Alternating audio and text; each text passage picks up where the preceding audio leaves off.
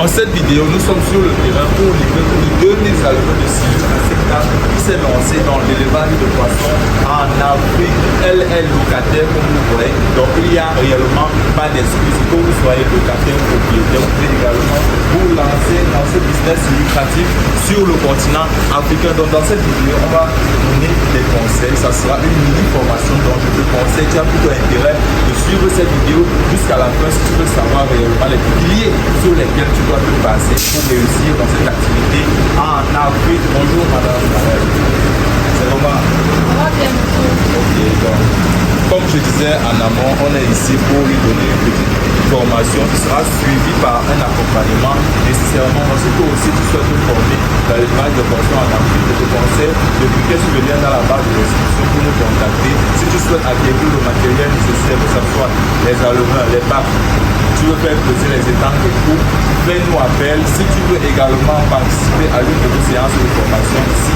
le 16 au 17 de ce mois d'août qui arrive là, on organise une séance à Douala. Contacte-nous pour réserver ta place. Donc, Madame Karel a déjà le nécessaire pour se lancer.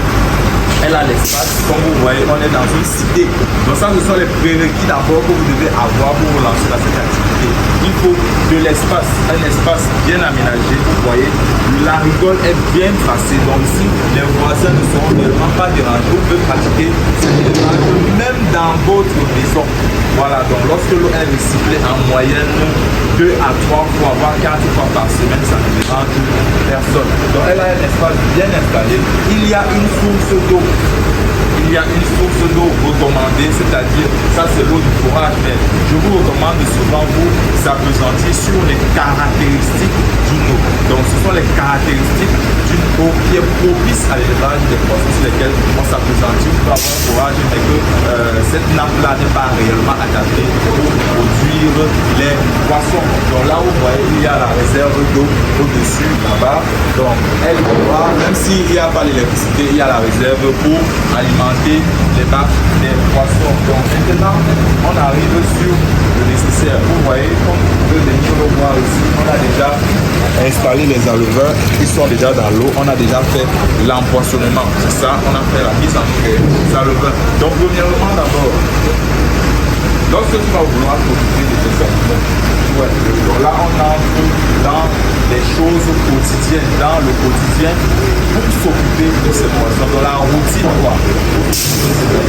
Premièrement le matin, quand tu vas venir là, tu commences d'abord par observer les aliments. Tu vois la manière de nager là. Donc comme tu vois là, comment est-ce qu'ils se comportent. Il gesticule, il monte à la surface de l'eau, il prend un poulet, après il le descend.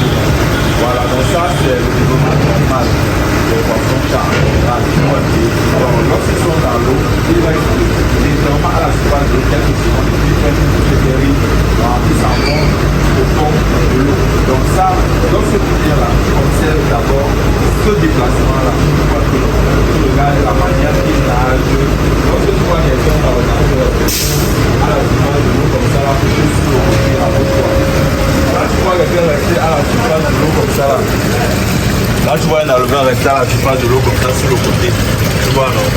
Là, c'est un symptôme d'une certaine anomalie. Tu vois, les poissons, en général, il ne reste pas trop à la surface de l'eau, il reste fond. Tu vois, il monte un peu, prend de l'air et puis il redescend. Ça, c'est le mouvement là-bas. Tu vois un peu, non? Lorsque tu vas observer, par exemple, la couleur, lorsque tu regardes là-bas, ils ont quelle couleur? Ils sont noirs et gris. Tu vois un peu, non? Tu vois comment c'est uniforme, non? Lorsque tu vas venir, tu observes par exemple qu'au niveau de la surface de la tête là, tu vois par exemple une énorme plaque. Un peu comme sur le bouton, non? C'est un peu couleur, un peu jaune comme ça là. Tu vois, ça c'est une manifestation d'une certaine manière. Lorsque tu vas observer la nageoire arrière là, tu observes la nageoire, si tu vois par exemple que ça commence déjà à blanchir. Parce que lorsque ça commence à blanchir, c'est une maladie qu'on appelle la brûlure des nageoires, ça blanchit, au fur et à mesure ça s'effrite. Au fur et à mesure ça s'effrite, après ça se brûle, on voit la chair, après tu vois même l'autre poisson. Donc tu observes tout ça. C'est ça l'observation. L'observation c'est une arme très puissante pour prévenir les maladies dans l'élevage. Tu vois un peu, non? Voilà. Donc une fois que tu as fini d'observer, si tu te rends compte que tout va bien, tu vois, il n'y a pas de problème, tu peux directement soit passer à l'échange d'eau. C'est l'heure d'échanger l'eau. Et pour échanger l'eau, c'est pas obligé de changer tout le volume d'eau chaque jour. Vous comprenez? C'est pas obligé de changer 100% du volume d'eau. Vous pouvez changer 30, 40, 50% du volume d'eau chaque 2 jours. Et une fois par semaine, vous changez 100% du volume d'eau. Voilà, donc ça fait un peu économiser en termes de compteur. Ça fait pas que tu vas remplir l'eau et changer l'eau comme ça tous les jours. Voilà, bon, là, tu vas te faire gaspiller en argent et tout rien. Donc, continuons. Une fois donc, si c'est l'heure de changer l'eau, tu échanges l'eau, mais si c'est pas l'heure de changer l'eau, tu passes directement à la nutrition. Et pour cela, ici, là, on a acheté l'un des meilleurs aliments disponibles sur le marché. Ça, c'est le Wessa Aquaculture. Donc ça, c'est l'un des meilleurs aliments en termes de grossissement qui est disponible sur le marché. Je vous recommande très fortement. Donc ce que tu vas faire, c'est quoi? Tu vas acheter, tu vois les gobelets, non? Les gobelets de 1 litre là. Tu achètes les gobelets de 1 litre là, tu mets l'aliment à l'intérieur. Les premiers jours aussi, tu vas utiliser les antibiotiques et les vitamines. Tu vois un peu, non? Tu peux prendre une cuillère à café, donc 5 grammes. Dans les cuillères du café là, tu prends 5 grammes, tu mélanges dedans les 1 kg là, l'aliment là, tu mélanges ça bien, tu les distribues. Comme l'antibiotique et les vitamines, c'est un peu comme le poudre. Tu vas mettre un peu l'huile rouge de ça. C'est parce qu'on n'a pas ça ici, sinon on vous montrait directement. Voilà. Tu mets un peu la poudre, l'huile rouge de là-dessus. Tu mélanges, tu distribues au poisson. Maintenant, comment est-ce que tu les nourris? Parce que tu ne dois pas vraiment verser ça comme ça. Je vais un peu te donner les chiffres après pour savoir comment calculer leur ration. Mais maintenant, ici, là, il faut te fier à leur comportement. Tu vois un peu, non? Donc, lorsque tu vas venir les nourrir, comme par exemple, ils sont arrivés là maintenant, ici. On a fait le transport, comme tu les comme s'ils ne sont pas stressés. Tu vois, non? Tu vas les laisser même jusqu'à 15h, 16h. Tu comprends, non? 15h, 16h, tu les nourrir. Donc maintenant, comment est-ce que tu vas faire? Tu vas venir, tu prends un peu l'aliment d'abord, tu jettes en eau.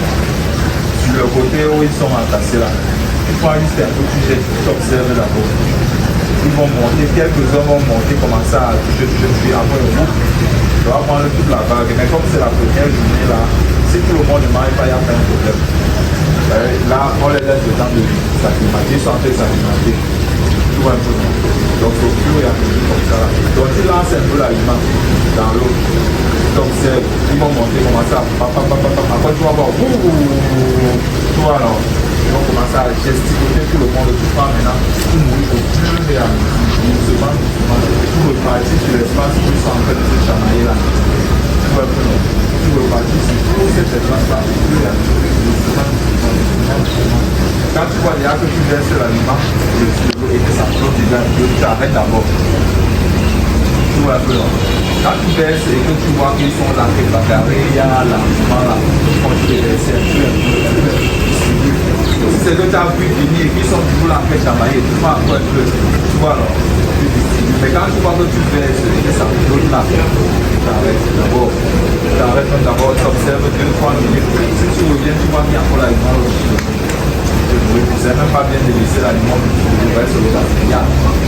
Et ça va te faire changer l'eau, ça va intoxiquer l'eau des poissons et tout. Tu vois un peu, non? Donc c'est un peu comme ça que tu peux faire pour t'occuper de. Donc tu as un peu les questions.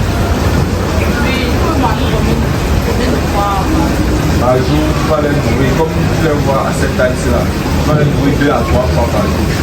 Donc tu peux venir le matin, tu vois, le matin entre 7h et 9h, donc tu vois un peu non, à l'heure, mais il faut être, quelle est l'heure que tu as commencé à les nourrir certaines heures? Il faut venir en moyenne à cette heure-là. Donc si tu commences à 8h, il faut qu'au 7h30, 8h30, tu vas déjà là.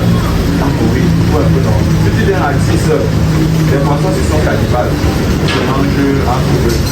Ça peut étonner que si tu viens tardivement ou bien si tu nourris, ça ne suffit pas. Le lendemain, lorsque tu changes, tu vois un poisson qu'on a mangé. Ou bien tu vois le reste de la tête du poisson, tu vois la jusqu'à il reste que le crâne. Tu vois un peu non. Ne sois pas étonné si tu vois ça.